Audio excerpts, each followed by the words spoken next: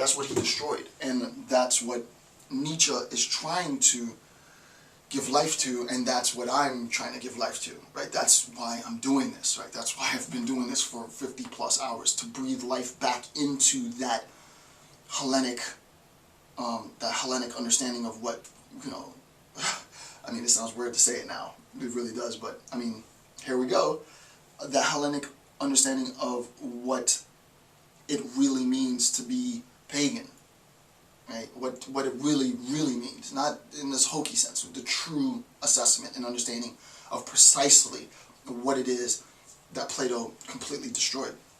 So, in short, Plato destroyed paganism by revaluing its values. Remember, as I said, it's not the fact that Plato corrupted it, as his narrative is just so intoxicating that it's almost impossible for even the best scholars, for even the best scientists, to examine the world in terms of the ultimate interconnection, which Parmenides calls the one, right?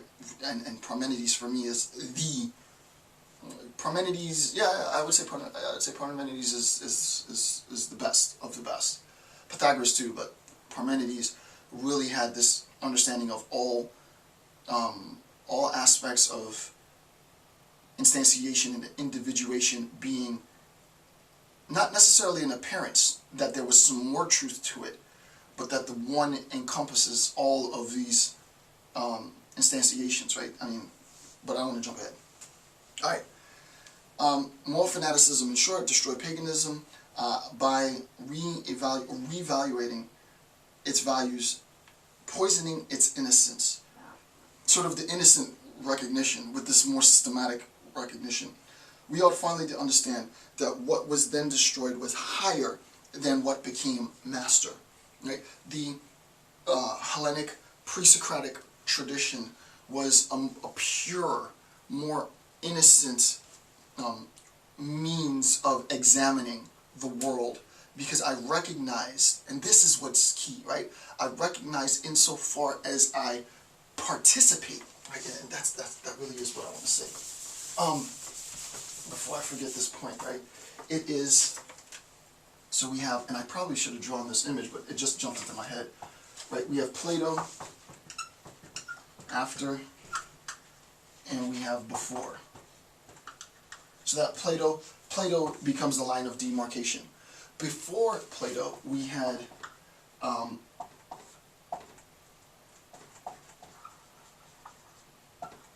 this is critical. We had a sense of participation. After Plato, we have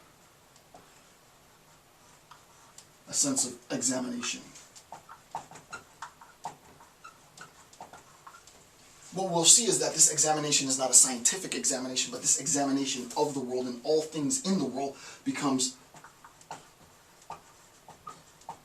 moralistic, right? It becomes a moral examination, right? All things before Plato, it was a participation, right? Our assessment of the world was a means in which I recognized the interconnection. It's not some kumbaya holding hands, you know, eating marshmallows by the bonfire. As much as it is, I recognize, as I said with the example of the banana, the literal cosmological order and my situatedness, to be technical, in that order. Right? I recognize the procession of dominoes and my place in that procession. Right? You take me out of the cosmological order, and as the dominoes fall, there's too big a gap. There's too big of a gap, and you know I can't. And this is I don't want to get into Democritus and the rest, right? But this is where some of the best. Yeah, it's just too much, right? I mean, a lot of conceptions that we have in contemporary science, you know, have its root in the pre-Socratics, right? The atom, the way in which, quote unquote, the atom falls. I know that's not scientifically correct, but this is the way that the pre-Socratics discuss this. You know, they try to make assessments of our freedom, not with respect to God giving it to us, or the story of Adam and Eve, right? Or the fact that, as I said earlier in the series, the first act of freedom was Eve's disobedience of God. No, their assessment of freedom was the way in which the atoms moved in the wave. You can tell that they didn't have an understanding of wavelengths per se, but based on what they had at the time, they tried to make an assessment of their connection to this cosmological order in terms of physical things, so that their understanding of freedom was a physical freedom, not a freedom given, but a freedom that emanates from the individual. Nietzsche's like, imagine where we would be now if it was just that.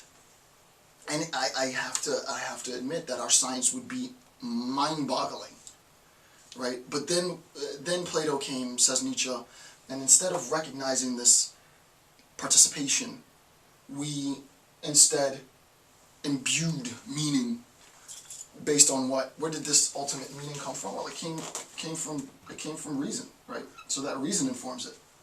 And then this is why the rationalist, in some very paradoxical sense, said, well, hey, why do you even need the person? Let's just get rid of the middleman, right? And let's just say that reason is such, certainty. Certainty explains everything. And then the empiricists say, oh no, so I mean, Nietzsche says it all collapsed from the beginning. We had a few hundred years of pure brilliance, 1,000 years of pure brilliance, and then Plato, and everything was downhill from there. I'm exaggerating a bit, but you get it's important that you see the visual distinction between the Hellenic pre-Socratics and Plato, insofar as there was that's absolutely critical. There is a fundamental distinction in terms of how we explain the natural world, and Plato subsumes that with his moral discourse. Okay, number 7, genius then resides in instinct. Goodness likewise. One acts perfectly only when one acts instinctively. That's a very, very important point. Genius then resides in instinct. Genius is an intuitive thing. I can't really teach it. The best of us, the best lecturers, the best professors, it's hard for us to teach it. I think I'm a damn good instructor. It's hard to get someone. I mean, granted, you need. Nietzsche's not saying. I mean, obviously, Nietzsche's text is a philosophical text in the traditional sense. He uses reason to deconstruct Plato. So a good counterexample, or counter-argument to Nietzsche would be, what, Nietzsche, aren't you using the exact same tools that you basically inherited from Plato to destroy Plato? Thus, aren't you undermining your own argument insofar as you're incorporating the philosophical method? I mean, that was a good undergraduate attempt. The idea isn't that Nietzsche is denying the philosophical method as such. He's not denying logic. He's not denying consistency. He's not denying validity. What he's saying is that those tools have been used to erect morality to the pinnacle position, to the highest position, rather than using those tools, as the Hellenic philosophers and pre-Socratic philosophers did, to examine the natural world. Nietzsche is saying that the process of examination, while it incorporates those things that you can master, right? You can take a logic textbook, I do it all the time, right? I'm not a professional logician, but I ingest that stuff because I recognize that stuff makes my arguments that much better. I don't really care so much about demonstrating the math per se, unless I'm trying to help you and teach you something. Really what I use that for is argument. So that when we sit down at the table to discuss something, to argue, you got to be on point because I am keenly listening to what you say. Of course, a lot of that is reason-based. There are rules that apply to that. But there's an intuitive aspect. There's an instinctive aspect that you just have to have. So a lot of this 50-hour plus lecture it can't just be, here are the rules to what Nietzsche says, remember, and, transcribe and translate. No, it's not that. As much as it is, this is why I have the call for video responses. Here's what Nietzsche says. Here's my interpretation of Nietzsche in a contemporary setting. I'm using a lot of my gut feeling to make sense of this. I'll